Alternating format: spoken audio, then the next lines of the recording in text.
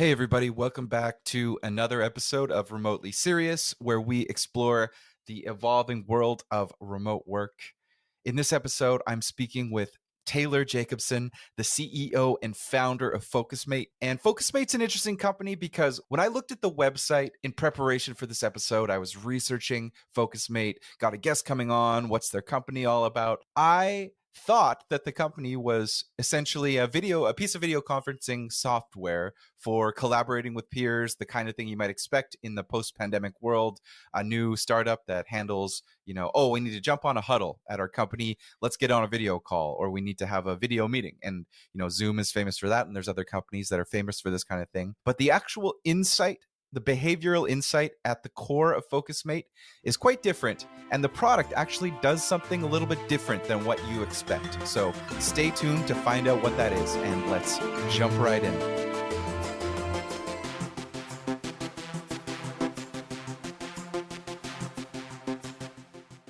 Welcome back to the Remotely Serious podcast. I'm here with Taylor Jacobson, the CEO of Focusmate, and I got introduced to you by a previous guest of the podcast, Jordan Carroll. Maybe we'll start there. How do you know Jordan? It sounded like you were collaborating on something or working more closely together than just kind of like a quick warm intro. It sounded like you were collaborating. Is that correct? I know Jordan because he started using Focusmate.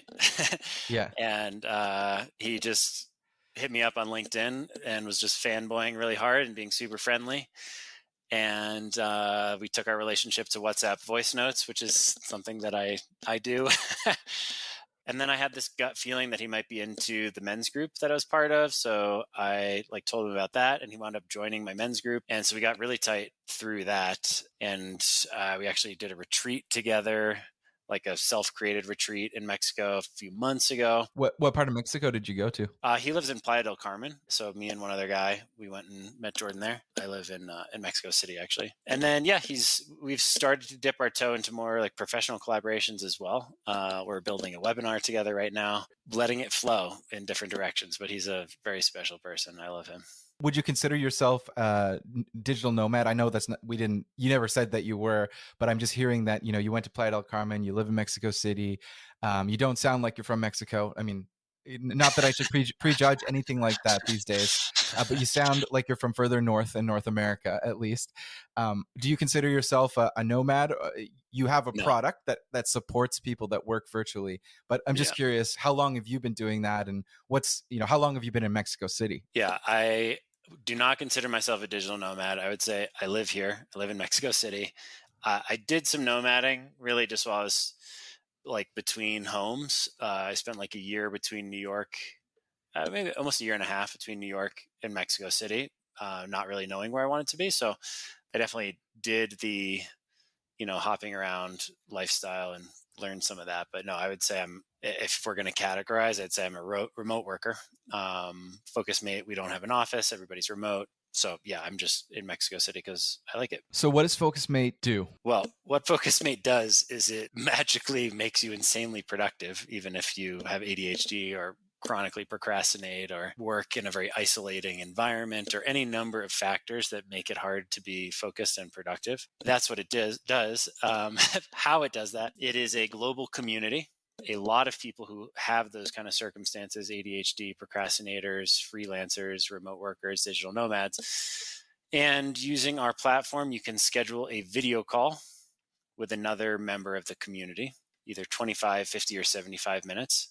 And the purpose of the video call is to keep each other company while you work. You're not collaborating, you're just keeping each other company. And basically, it's like a study buddy almost. So the first minute of the call, you're greeting your partner and you're just asking them what they're going to work on with the time. And then they're asking you what you're going to work on with the time. So it's a peer-to-peer experience. There's no coach or anything like that. It's just keeping each other company. So after the first minute, sharing what you're going to do, you both get down to work. You'll mute the microphone.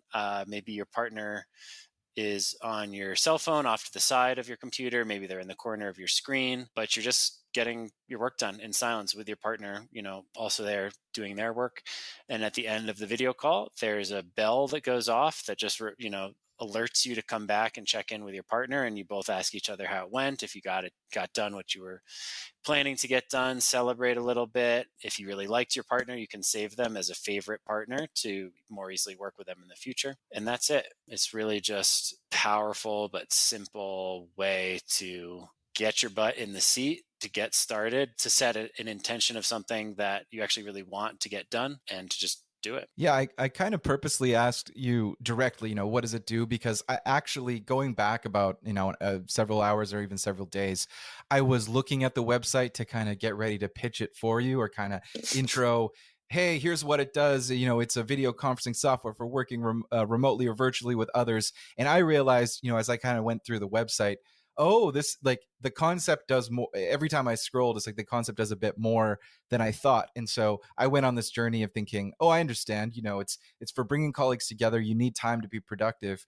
But on the first glance, as I scrolled down, the plot twist moment, or the extra tweak to what is the value of the offer, was this idea that you're getting paired up for productivity. So that seems quite different than, the run of the mill huddle or video conference software, and definitely something that makes you stand out. How does that work? How do you build that community, build the matching? It seems like magic, but I know that, underneath all the magic in software, there's just the code that does it, and the and the database. So what's driving that process, and sort of what's the user experience for someone who's maybe doing it the first time versus the 100th time? I imagine, I'm kind of guessing a bit, but I imagine the first time you're like, I'm up for anything, let's do this, let's be productive.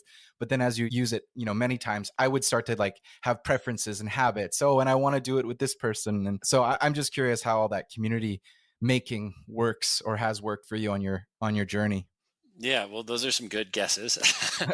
I'd say the most important thing underlying all of that is the culture. And there are rules, right? But that's kind of distinct from the culture of the community. So, we talked about the structure of the call, and the structure is super powerful. And we can talk about science, the science of it if we want to, because we've certainly learned a lot and kind of validated that there's so much science that explains why this is so effective. But, part of what we set out to do from day one was create an environment that felt very, very supportive and accepting and safe. A lot of people relate to accountability, certainly in the United States, as kind of this drill sergeant energy. The word accountability has this strictness associated with it. Like there's going to be a penalty or a punishment or a shaming or something like this.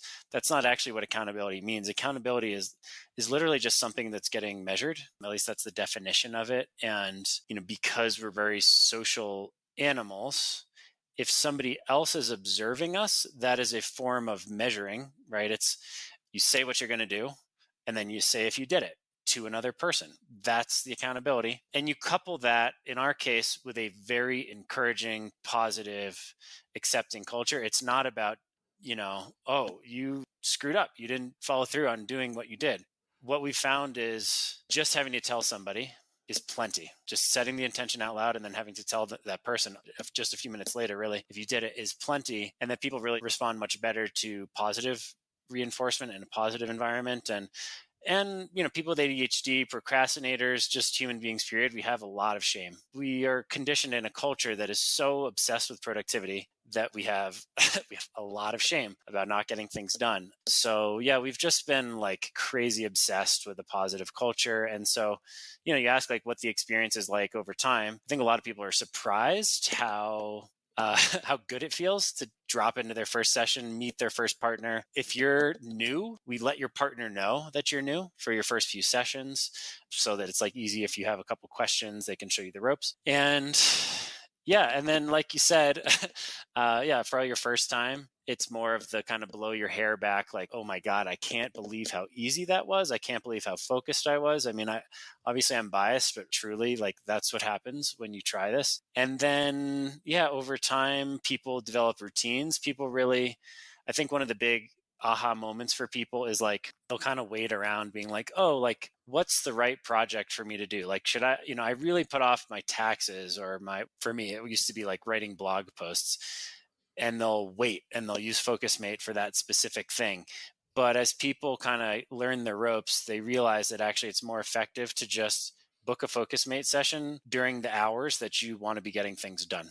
And then just check your to-do list. Like almost as you're getting on the session, you open up your to-do list and you say, oh, what's next on my to-do list? And that becomes the thing that you're using for Focusmate. And the reason that works so well is it's like, if you book a 9 a.m. Focusmate session, you're not going to be procrastinating. You're not going to be, accidentally doing the dishes or on social media. You have a commitment at 9 a.m. So you're going to be butt in your seat. And then you're going to have to be intentional immediately. Like the first thing you do is you set an intention. And that's really, really powerful for us in being productive. So yeah, as people get more experience on Focusmate, a lot of what happens is they'll build a routine where they're on Focusmate at the same time every day, maybe multiple hours every day, and it can become kind of the backbone of how you structure your day and how you kind of ensure that you're being productive the amount of time that you want to be, and then also that you feel good at the end of the day. That's like, I finished my last session, and now I can peacefully kind of give myself permission to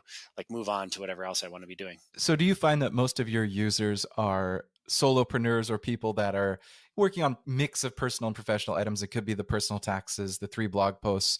Are there situations where a manager of a company or teams of 10 or 20 are choosing this, or their manager is saying our engineering team is going to use this? Or is it predominantly just individual people saying, B2C, I'm going to sign up for this and use it personally, professionally, but generally as an individual? It's definitely both. We have, it's remote workers, freelancers, and students kind of categorically, roughly a third of each of those. A lot of those people have ADHD.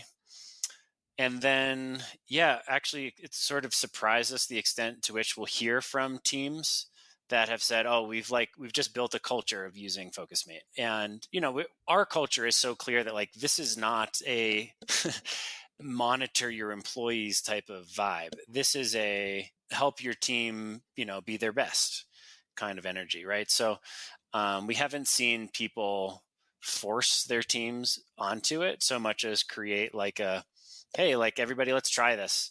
And, you'll see some members of teams just get super, super excited about it. And for other people, they don't struggle with procrastination, or they just have some other workflow.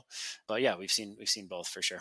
So it's free to start, and then there's some freemium model or the pro or premium tier to access a certain number of sessions. Is that the business model? Correct. Yeah, it's free to start. There's actually is a free plan, so you can use Focusmate up to 3 times a week for free forever. And then right now there's just one paid plan, which is $10 a month or $82 a year for unlimited sessions. Yeah, it makes me think of, this is kind of tell a quick story, but going back, it's almost, it's more than 10 years ago. But when I first had my first entrepreneurial venture, it was an iOS and Android app agency or shop. When making those kinds of apps was relatively new, and companies would have websites, and so we would build apps for them. And that was the first time where I went from, I'm just a person trying out different ideas totally on my own, to eventually at some point we had a few engineers, we were a small team, and we had a physical office. So this is 2012, 2013, 2014. So back when you probably wouldn't have a physical office doing that kind of business now, but back then it just seemed like the thing I needed to do in order to be an agency. We should have an address and an office and desks and 360 reviews and all that kind of stuff. And yeah, one thing, way too much over optimization before we had hit, $1 million in revenue and figured out the actual agency model. Way too much business stuff instead of just, figuring out how to go get more customers and do it really lean. So lots of lessons there. But I remember it was the first time that I was thinking about these ideas of focus and procrastination and what drives performance. I had only up until that point thought about managing myself. I was I was a good student in high school and university when I was motivated, and I was a bad student when I wasn't. So I kind of knew my own psychology. But then I remember that one of the things that we talked about really early on that seemed so pedantic or mundane was whether the open plan desks, if you can imagine, we just had a typical kind of desks where they're not offices, they're not cubicles, but there's kind of like a desk block. Everybody's got their white desk, their setup, their monitor. But there was an argument over whether we should turn the monitor so you're kind of against a wall so no one sees your screen, and then or we should have them open, and that some people would complain, I don't like being looked at. We have, an interface designer who doesn't like for 8 hours a day, because we were all, as crazy as it sounds, we were all in the office, 9 to 5, walking around, getting coffee from the coffee maker, and the screens of what work people were doing were visible. And so they would say, I want my screen facing the wall. But then we would run into issues where, for a variety of reasons, we might accommodate the screens facing the wall and giving everyone privacy. But then I would see like one of our engineers always had like the Arsenal or Man United game on, in the morning, that was happening in the evening in England. And it was kind of happening in their second monitor, and they would stop to watch the game, get excited about a goal. And it was kind of this, interesting problem. As a younger manager, I was immediately really emotional about it. And this is ridiculous. We can't have this. But then, of course, as I look back, and maybe at the time I could have handled it differently, you start to think about like, what are we doing wrong? What does this even mean? Instead of just being like, this is ridiculous, just thinking like, what does it mean that someone has this on? They ask for privacy, and then there's a perceived breach of trust that they have a soccer game. Is the soccer game just making them happy? And maybe they're still working really hard. They just have some entertainment on.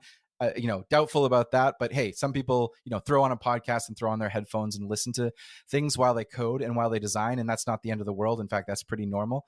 So anyway, I went through, this is going back way 10 years ago, and I've managed bigger teams and become, I hope, a better manager since then. And right now I'm a bit more of a solo person in the sense that I don't have direct reports in my life. I'm pretty solo in everything I do, even if I'm working with a team. And so, long-winded story, but going on that journey, I still wonder what drives focus and procrastination, and the interplay between privacy, accountability, and the buddy system, and then kind of like the manager looking over the shoulder. It seems like something that whole fear, that fear that I had when I was 24 or 25, seeing someone watch a soccer game right in the office on their monitor, is the fear that the people in the newspaper saying like, we got to bring people back to the office, nobody can work remote, there's no accountability. It's that fear that people are just going to slack off, we have no way to see what they're doing. That's what's causing all of this controversy in the remote work versus back to office debate. And so I'm just curious, in the pre-notes you said you'd thought about this and learned some things about focus and procrastination. So I just kind of wanted to lay out my cards on, I still haven't figured this out, but hear what you have to say and how you've thought about that, in building this product or in just being a manager of other people in your career. Well, I related to a lot of that. Certainly the kind of being a younger manager and getting freaked out before even really knowing whether there's something to freak out about. So thanks for sharing that.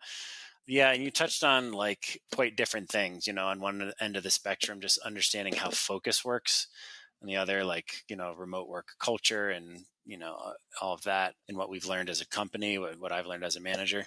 I would say just starting with the piece about focus, because what you touched on is really, it's actually out of the scope of focus. It's more on the scope of maybe even motivation, or somebody once said to me, the three things that are required for, let's say, output would be motivation, ability, and resources, like the correct resources, right? So, you look at somebody like that and you don't know, but it could be that there's a lack of motivation, right? So that's, to me, is actually separate from, is that person capable of focusing? And the really big misconception that I've discovered in my work in this area is that in our culture, we tend to hold focus versus procrastination as like a mental issue or a discipline issue. And it's really not. It is really a physical, body centric, nervous system centric issue. And I think the kind of the coolest and maybe simplest way to understand this is through the states of the nervous system. And the nervous system is the autonomic nervous system, which is, it's happening automatically, is what that means, is basically just our body automatically responding to our environment in what it feels is an appropriate response to an environment that's either safe or not safe, basically, and kind of the gradients in between that. And really the important thing here is that if we don't feel safe, the body goes into sympathetic arousal, which is often known as fight or flight or freeze. And in that state, the body is optimizing blood flow to the spinal column, to the extremities. It's preparing us to fight or to run. What that means is the blood flow is not in the places that help us focus. When we feel safe, the blood flow is now optimizing to the brain, to the facial muscles, to the throat. It's helping us to be creative, collaborative, to communicate. But those are only things that the body is letting us do when we feel safe. And a kind of another non-intuitive piece of this is, you might be asking, well, like, I'm sitting in my apartment or I'm sitting at a cafe, like, of course I'm safe. But again, this is the autonomic nervous system, which means it's happening automatically. And our bodies are really evolved for a different environment where the stimulus that we're experiencing that could be dangerous is like a lion. And in that case, it's a healthy, natural response to, prepare to run or fight. In the modern environment, we have a lot of stimuli that the body doesn't know aren't dangerous. So like an ambulance going by your house, that sound is actually designed to stimulate fight or flight in the body. It's designed to scare you. That's why it works. But something as subtle as an email, a new email, especially, I remember when I used to work in management consulting, I really would get stressed out if I got a new email because I didn't know what it was going to be. It might be something urgent. I might have done something wrong. The culture where I worked was just like that, where there was a lot of urgency. There was a lot of kind of stick as opposed to carrot, not a ton of positivity. And so whatever it was, without even knowing what the email would be, I would get that, triggered, and I would start to feel stress. And yeah, in the modern environment, we are chronically stressed out. We're constantly stressed out, so much so that we just normalize it. We don't even realize that we're chronically stressed out. And all of the health issues that people experience, I mean, the vast majority are just stress related issues. So the bottom line from all that is, we have this crisis of ADHD. It's exploding right now.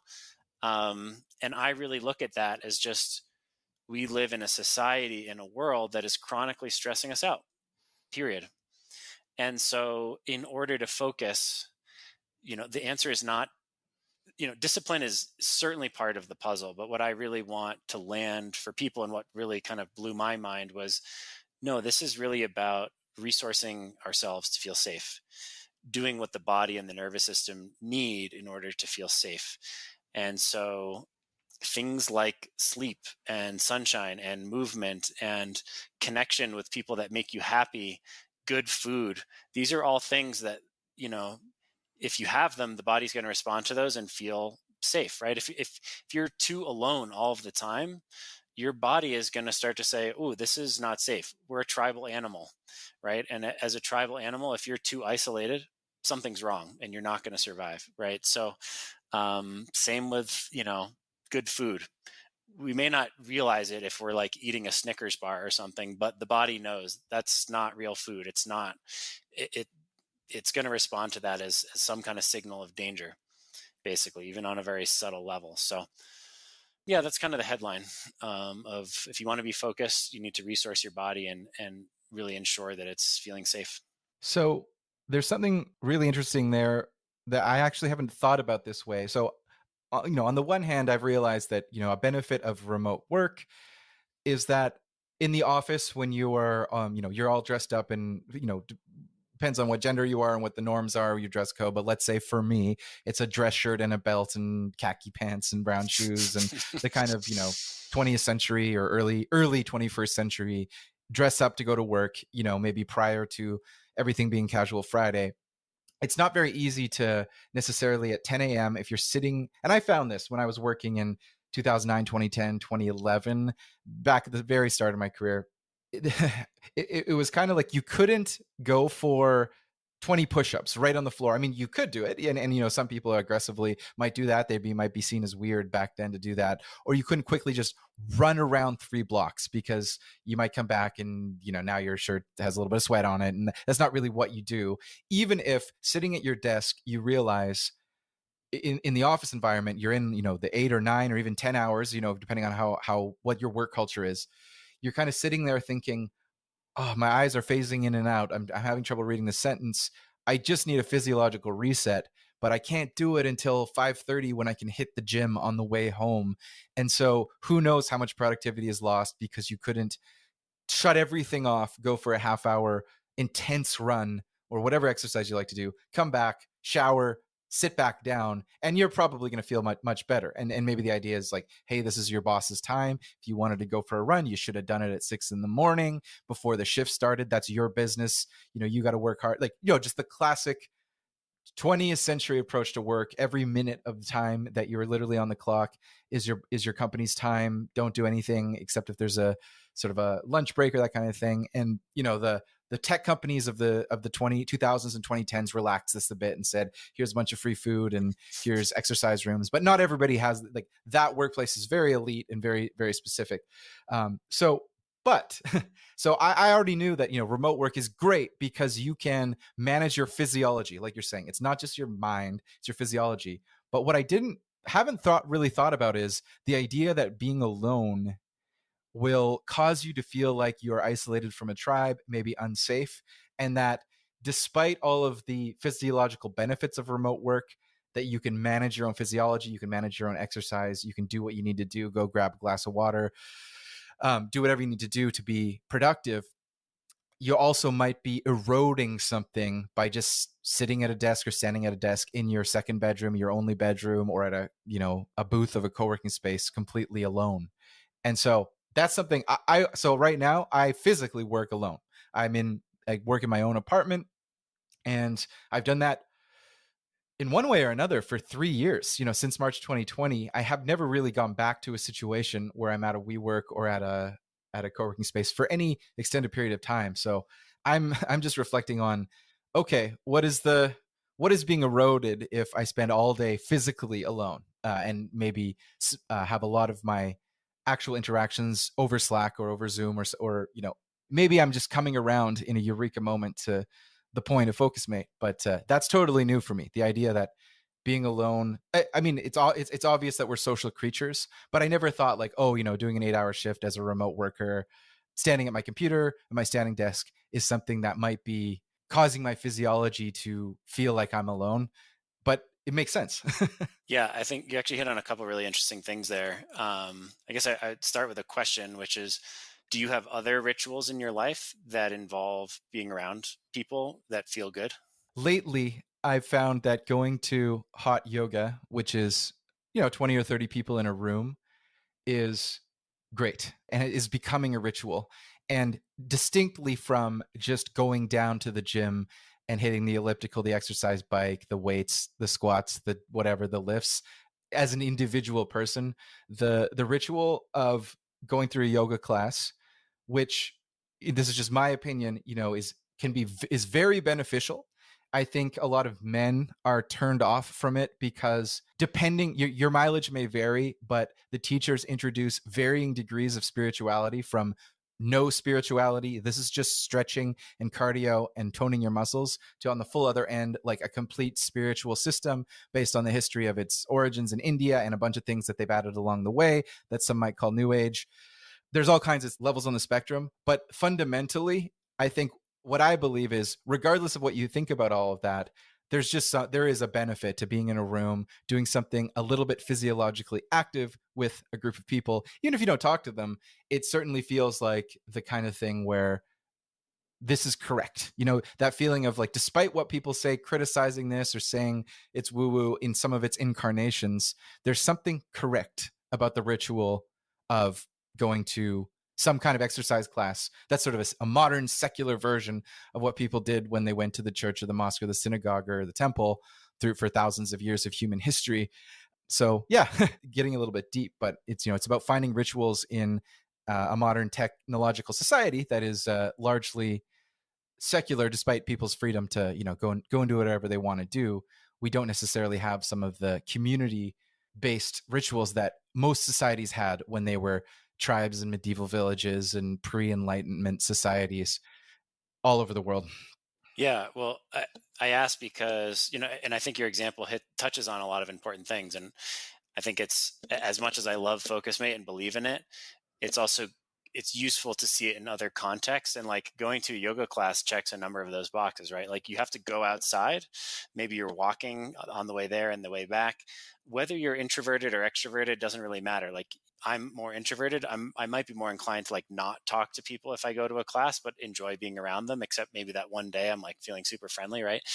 And then the movement piece as well is obviously really important. So that would be a ritual that checks a bunch of those boxes at once. And, I use Focusmate when I'm doing work. I also have plenty of calls with my team, but I work in other rituals in my life that also check a number of those boxes where, like, for me, I'm usually having breakfast outside at this cafe that's in the park. And for me, it's like being outside, I'm walking over there, I'm interacting with people when I'm there, right? I know the food is healthy, etc. Or like my men's group that's every Tuesday night, it's like guaranteed intimacy with that group of men, connection, laughter, play, all these types of things. So yeah, I think, you hit on something important of like, we have lost something as we've moved into a more secular society and I would say a hyper independent society that is like toxically independent, the way that we like prize being able to do things on our own. So definitely want to call out, like, there's multiple ways to kind of address these needs. And hopefully that kind of also highlights why Focusmate can be a really healthy ritual for the body. And then I also just wanted to double down. I think maybe by accident, you called out some really interesting things about the workplace related to safety and related to, sometimes the framing of like safety versus danger sounds a little too extreme because most of us experience it in more subtle tones, right? But like, why would you not go do those push-ups or take a break to go run, right? If we're being kind of really strict about answering that question, it's some version of you don't feel safe to do it. You're basically disassociating from what your body is telling you that it needs in order to, maybe you don't want to be castigated, you don't want to lose your job, would be, and be broke and homeless and whatever. There's kind of the extreme eventuality of the fear that's like stopping us from doing the thing that we really need to do. Just for listeners, I think an important piece of my own learning around focus is learning to really come back into the body, really fucking pay attention to what the body is wanting, and basically kind of trust that, like, if we do that, if we break out of the like 9 to 5 sprint of I just need to be at my computer this whole time or I'm bad, that's been really transformational and important for me in my own health journey as well as my productivity journey. I'm curious what, in terms of the future of virtual co-working, if 2 years, 3 years, 5 years, are there things on the roadmap for Focusmate? Are there any things you're just seeing as trends in society about even if Apple's Vision Pro and the Meta Oculus headsets will change anything in terms of presence with others while working virtually? What's your take on what's coming in the next 5 or 10 years? I think people can be kind of like a reductionist about this. Like, is remote work here to stay or not? And I think the answer is obviously yes, it is. And there's always going to be companies and leaders who prefer to have different cultures, that prefer to use the structure of in person as the primary device for creating accountability, for creating a productive workforce. But so many of us have just, including leaders, managers, CEOs, et cetera, have experienced how life-changing it is to have the freedom to, to do the push-ups in the middle of the workday, or take a nap, or go to the doctor, or whatever you need to do, to lead a better life. And so I'm not really one for predictions, but I would say, it's self-interested on our behalf to create work norms and cultures that help us lead better lives. And so my personal aspiration, let's say, is to continue to have as much freedom as possible, also having the support that I need to, not be excessively isolated and not go into procrastination spirals, and have, consistent, great social connection, not just after work, but during work. So yeah, I guess I kind of see things like Focusmate really being integral to that pathway, where it's, how do we give people that freedom and flexibility, while also recognizing that if we don't have cultures that provide enough interdependence and accountability, the trend is always going to be towards entropy. right? And we are going to be less productive, and people don't want that. I think we do have sometimes this like negative judgment of people that they're lazy, and if we don't hold them accountable, whatever. But people really, I believe people want to fulfill their potential, and at least if they like their job, they're going to want to do a good job. So that's kind of, I see the future as like creating tools like Focusmate that are really, how do we bring out the best in people by providing them the resources that they need to actually, be who they want to be. Well, that's like a good a high note to end on. I'm just Taylor, I'm curious if people want to find Focusmate or find you on the internet, is there somewhere they should go first, social or web, to find more of Focusmate and you on the internet? Yeah, so would love to invite you all to join the Focusmate community. Again, it's free to join. We're at focusmate.com, and would love to connect with any of y'all, individually as well. Primarily, I'm on LinkedIn and Instagram, so you can find me on both of those places. That's great. You got the .com.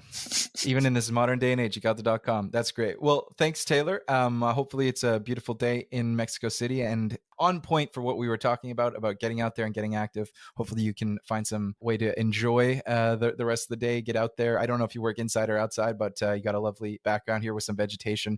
It's an audio podcast, but we were just chatting off mic about Taylor's setup. So thanks so much again for joining. And we'll talk soon. We'll put your links in the show notes too. Awesome. Great. Thanks for having me.